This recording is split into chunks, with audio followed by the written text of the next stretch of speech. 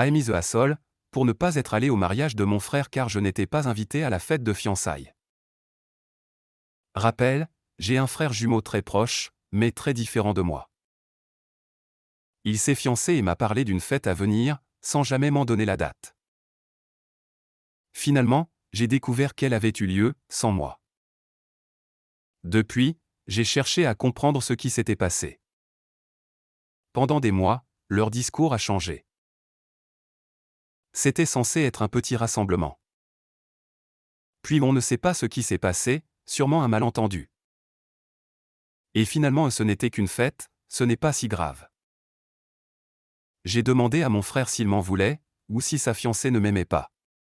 Même si c'était le cas, pourquoi mes parents ont accepté ça? Ce n'est pas du tout leur genre de m'exclure. Les fêtes de Noël et de Pâques ont été gênantes au possible. Personne ne voulait parler de ce qu'il s'était passé, comme si j'étais un étranger. Quand je suis venu pour l'anniversaire de ma sœur en mai, elle m'a lâché. T'as déménagé trop loin. On dirait que tu fais plus vraiment partie de la famille. Tu rends tout bizarre maintenant.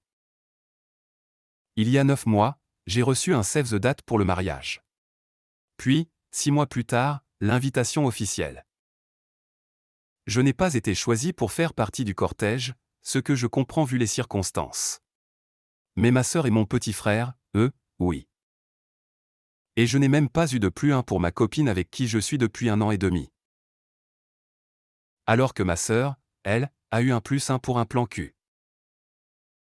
J'ai donc compris que je n'étais pas vraiment le bienvenu. J'étais probablement invité juste pour les apparences, pour faire genre on est une famille unie. Je n'ai pas répondu non, pour éviter le scandale, mais je n'y suis pas allé.